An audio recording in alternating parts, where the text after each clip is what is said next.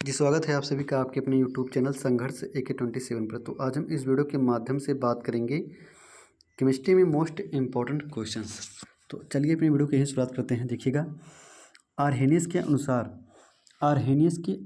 वह पदार्थ जो H+N प्रदान करता है। आर्हेनियस के अनुसार वह पदार्थ जो H+N प्रदान करता है वह क्या है? अम्ल है। आर्हेनियस के अनुसार वह पदार्थ जो H+N प्रदान करता है वह क्या है भैया? तो वह है अम्ल। आर्हेनियस के अनुसार वह पदार्थ जो OH-N प्रदान करता है वह क्या है? भस्म।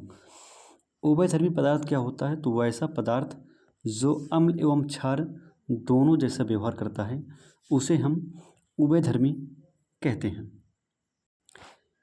K2SO4 Al2SO4 whole thrice 3 × 24H2O एक किसका सूत्र है? ये सूत्र है भैया फिटकरी का। इसका रासायनिक नाम पोटास एलम है या द्विक लवण होता है। K2SO4 Cl2SO4 whole thrice 3 × 24H2O ये क्या है?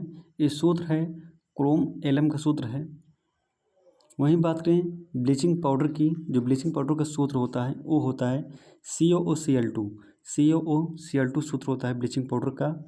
AgNH3 होल ट्वाइस 2 × Cl ये किसका सूत्र होता है? ये है डाईएमिनो सिल्वर क्लोराइड का सूत्र होता है। ये जिस विलयन का pH वैल्यू 7 से कम होती है वह अम्ल होता है। जिस विलयन का pH मान क्या होता है? 7 से कम होता है वह होता है अम्ल। pH स्केल पर बाएं से दाएं जाने पर अम्लीयता गुण घटता है। pH स्केल पर इसे pH स्केल हो गई, लेफ्ट हो गया, ये राइट हो गया, यहाँ पे 0 होता है। ठीक, तो pH स्केल पर बाएं से दाएं जाने पर जब हम लेफ्ट से राइट जाएंगे तो क्या होता है? अम्लीयता का गुण घटता है एवं क्षारीयता गुण बढ़ता है। सोडियम का सबसे अधिक पाया जाने वाला लवण NaCl है। सोडियम का सबसे अधिक पाया जाने वाला लवण क्या है? NaCl है। डिहाइड्रेशन में प्रायः NaCl एवं जल की कमी होती है। जब व्यक्ति को डिहाइड्रेशन हो जाता है तो क्या होता है? NaCl एवं जल की कमी होती है। अम्लों में सबसे अधिक शक्तिशाली अपचायक नाइट्रिक अम्ल होता है। फोटोग्राफी में ऑक्जेलिक अम्ल का प्रयोग किया जाता है। दवा व खाद्य पदार्थों के संरक्षण में बेंजोइक अम्ल का प्रयोग किया जाता है। किसका प्रयोग किया जाता है? बेंजोइक अम्ल का। कपड़े पर स्याही या धब्बा अथवा जंग हटाने में हम जो है ऑक्जेलिक अम्ल का ही प्रयोग करते हैं। सोना हो गया, चांदी हो गया कि शुद्धिकरण में नाइट्रिक अम्ल का प्रयोग करते हैं हम। अम्ल वर्षा में SO2 की वशीकरण होती है। जो अम्ल वर्षा होती है, अम्ल वर्षा में सबसे ज़्यादा SO2 होती है। सिरका में 5% एस्टिक अम्ल का जलीय विलयन होता है। लकड़ी के भंजक अवशोषण से प्राप्त होने वाला अम्ल पायरोलिग्नियम है। सोना अम्लराज में घुलनशील होता है। सोना क्या होता है? अम्लराज में घुलनशील होता है। अमोनिया जो गैस होता है, जो अमोनिया गैस होती है उसका जो स्वाद होता है वो क्षारीय होता है। शुद्ध जल में थोड़ी मात्रा में अम्ल मिला देने पर यह विद्युत का सुचालक बन जाता है। जल में वॉशिंग सोडा का घोल कैसा होता है? क्षारीय होता है। एस्टिक अम्ल एक संतृप्त वाष्पीय अम्ल होता है। ऑयल ऑफ पेट्रोल, कासिस का तेल H2SO4 को कहा जाता है। ग्लाइकोलिसिस में विघटन के फलस्वरूप एक ग्लूकोज अणु में 2 पायरुविक अम्ल के अणु बनते हैं। कॉपर सल्फेट का जलीय घोल अम्लीय होता है क्योंकि इसके लवण का जल अपघटन हो जाता है। लिटमस पत्र जो प्रयोगशाला में प्रयुक्त की जाती है रोसेला नामक लाइकेन से प्राप्त होती है। मूत्र में यूरिक अम्ल की मात्रा 0.5% होती है। H2SO4 का उपयोग सीसा संचायक बैटरी में किया जाता है। मोस्ट इंपॉर्टेंट क्वेश्चन कि H2SO4 का प्रयोग कहाँ किया जाता है? तो H2SO4 का प्रयोग किया जाता है सीसा संचायक बैटरी में। जल में समान लवण के घोल में सोडियम के धनात्मक आयन होते हैं। क्लोरीन के ऋणात्मक आयन होते हैं। नारियल के तेल में आवश्यक वसा अम्ल नहीं होता है। नॉर्वे देश में सर्वाधिक अम्लीय वर्षा होती है। जो हमारा नॉर्वे देश है, नॉर्वे की जो ओस्ले है वहाँ पे अम्लीय वर्षा केंद्र स्थित है और नॉर्वे देश में क्या होता है, सर्वाधिक अम्लीय वर्षा होती है। अग्निशामक यंत्रों में भरा सोडियम बाइकार्बोनेट घोल ऑक्सीजन से क्रिया करके CO2 बनाता है।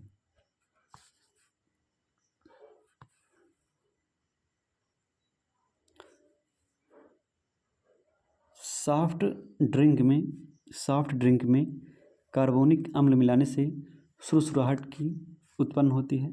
रसायन उद्योग में H2SO4 अम्ल जो है मूल रसायन माना जाता है। CO2 जल में घुलने पर अम्लीय विलयन देगा। स्टैंडर्ड टेम्परेचर प्रेशर या नॉर्मल टेम्परेचर प्रेशर पर किसी गैसीय पदार्थ का आयतन क्या होता है? 22.4 लीटर माना जाता है। सोने का अपेक्षित घनत्व कितना होता है? जो सोना होता है, सोने का जो अपेक्षित घनत्व होता है वो 19.30 होता है। सोना अति महत्वपूर्ण धातु अवक्षण में उपयोग के कारण होता है। सभी अयस्क खनिज होते हैं पर सभी खनिज अयस्क नहीं होते हैं। जब किसी धातु के टुकड़े को उच्च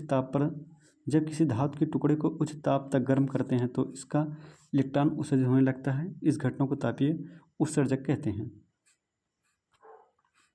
जो धातु हथौड़े मारने पर टूट जाए वह ब्रिटल या भंगुर कहलाती है। वह धातु जो रसायन तापक्रम पर नाइट्रोजन के साथ क्रिया करके नाइट्राइट उत्पन्न करता है उसे क्या कहते हैं? MEMG कहते हैं। MEMG धातु नाइट्रोजन गैस से जलती है। पीट कर धातु को चंद्र का रूप दिया जाता है। वे धातु जो साधारणतः यौगिक नहीं बनाते हैं आदर्श धातु में होती हैं। अयस्क में मिले अशुद्ध पदार्थ को गैंग कहा जाता है। उत्कृष्ट धातुओं के उदाहरण जैसे सोना, प्लेटिनियम, सिल्वर तथा मरकरी हैं। प्याज व लहसुन में गंध का कारण क्या होता है? मोस्ट इम्पोर्टेंट क्वेश्चन मेरे दोस्त की प्याज व लहसुन में गंध का कारण क्या होता है? सल्फर की उपस्थिति होती है। वायुयान के निर्माण में पैलेडियम धातु प्रयुक्त होती है। जब हम जहाज का निर्माण करते हैं, जहाज के निर्माण में कौन सी धातु प्रयुक्त होती है? पैलेडियम। फोटो इलेक्ट्रिक सेल में सेलेनियम का प्रयोग होता है। पार्ल पोटेशियम कार्बोनेट को कहा जाता है। चूहा विष के रूप में जिंक फास्फेट का प्रयोग होता है। जो चूहा मारने की दवा होती है उसमें हम जिंक फास्फेट का प्रयोग करते हैं। किसका प्रयोग करते हैं? जिंक फास्फेट का। साधारणतः पन्ना का रंग क्या होता है? गहरा हरा होता है।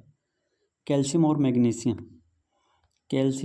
मैग्नीशियम युक्त जल को कठोर जल कहते हैं। यदि एक लौह तार को कॉपर सल्फेट के घोल में रखा जाता है तो तांबा अवक्षेपित होता है। हाइड्रोजन गैस का उत्पादन वाष्प प्रक्रिया से उत्पन्न होता है।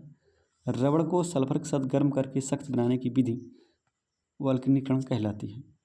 हेमेटाइट से बड़े पैमाने पर लोहा अपचयन विधि से प्राप्त होता है।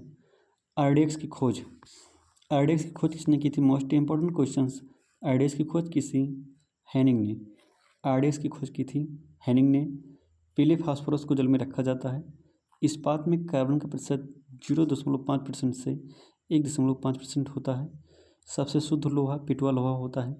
सबसे शुद्ध लोहा कौन सा लोहा होता है? पिटवा लोहा होता है। रबर आसानी से बेंजीन में घुलनशील होता है।